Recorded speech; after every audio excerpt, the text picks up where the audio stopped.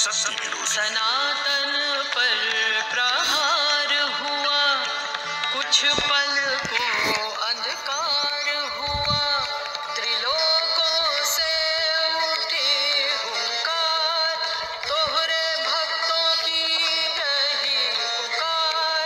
जागा जागा है मसान वासी, सुमरे तो है तोरी नगरी काशी, सुमिरे तो है तोरी नगरी काशी, सुमिरे तो है तोरी नगरी काशी।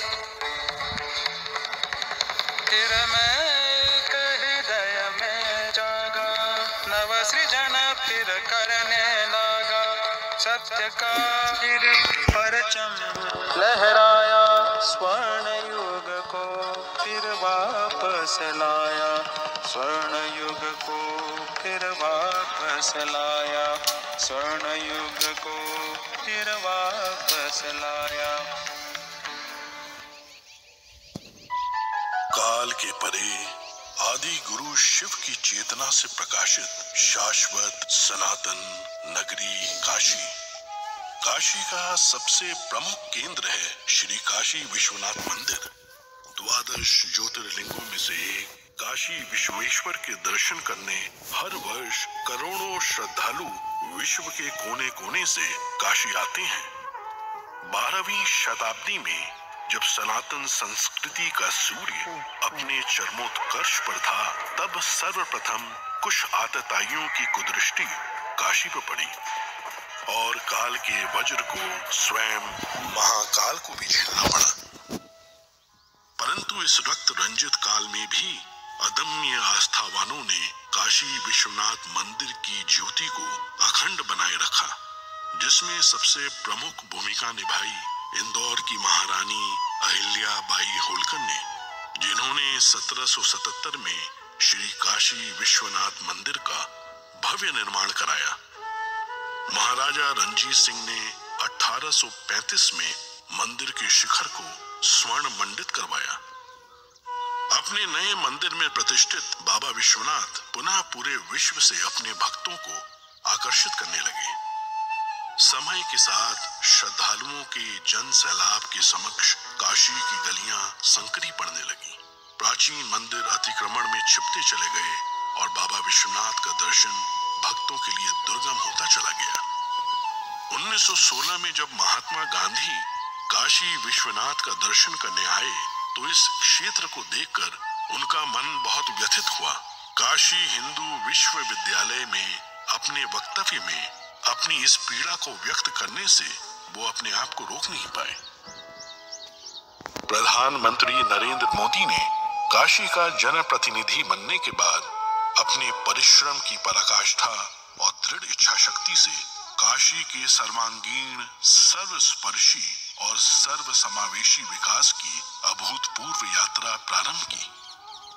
प्राचीन काल में मां गंगा से जल भरकर सीधे बाबा विश्वनाथ को अर्पित करने की परंपरा थी, जो कालांतर में अनियोजित निर्माण के कारण अवरुद्ध हो गई। प्रधानमंत्री नरेंद्र मोदी जी ने लोक आस्था से जुड़ी इस विशिष्ट प्रथा को पुनर्जीवित करने का निर्णय लेते हुए मां गंगा को बाबा काशी विश्वनाथ से पुनः मिलाने का संकल्प लिया। जब मैं राजनीति में नहीं था, तब भी जब यहाँ आता था, कई बार आया, लेकिन लग रहा था कि हाँ कुछ करना चाहिए, होना चाहिए। लेकिन पता नहीं, शायद भोले बाबा ने तय किया होगा कि बेटे बातें बहुत करते हो, आओ इधर करके दिखाओ। शंकर महादेव देव, शंकर महादेव देव, सेवक सब जागे, शंकर महादेव देव। जब ये सबसे पहले प्रधानमंत्री ने जब ये मुझे समझाया, तो एक कागज निकाल के उन्होंने अपनी पेन से पहले ड्राइंग बनाया। बोले गंगा से होते हुए चढ़ के पिलग्रिम्स ऊपर आ सके और ऐसे बनाना है कि उनका मन प्रफुल्लित हो जाए। परंतु सामने थी चुनौतियों की विशाल पर्वत श्रृंखलाएं।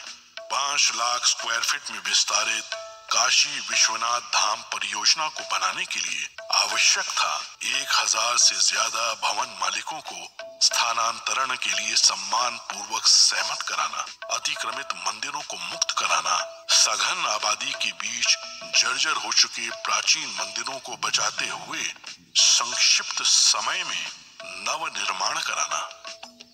ऐसी चुनौतीपूर्ण परियोजना को अवरोधों और मुकदमों से मुक्त रखने के लिए माननीय प्रधानमंत्री ने संवाद और समन्वय का अद्भुत मंत्र दिया।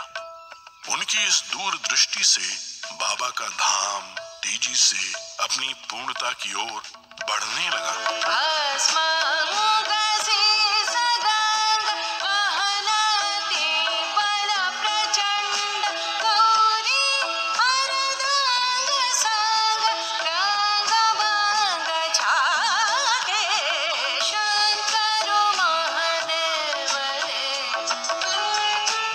कौन ऐसा भारतीय होगा जो अपने जीवन में एक बार काशी और मां गंगा के दर्शन और स्नान करने का अवसर न अपने मन में समेटे हुए हो। उस प्रकार की सुविधा देना, उस प्रकार का स्वरूप भी देना है। और मुझे लगता है कि प्रधानमंत्री मोदी जी के आने के बाद ये संभव हो पाया है। इस जटिल परियोजना की प्लानिंग, डिजाइनिंग और आर्किटेक्चर में पग पग पर माननीय प्रधानमंत्री ने अपना स्पष्ट दृष्टिकोण रखा। उनके मार्गदर्शन में पूरा परिसर दिव्यांगों के लिए सुगम्य बनाया गया। कोरोना काल में भी वे कार्य की प्रगति का ऑनलाइन अवलोकन करते रहे। प्रधानमंत्री नरेंद्र मोदी जी का निश्चय अटल था और बाबा विश्वनाथ पर विश्वास अडिग।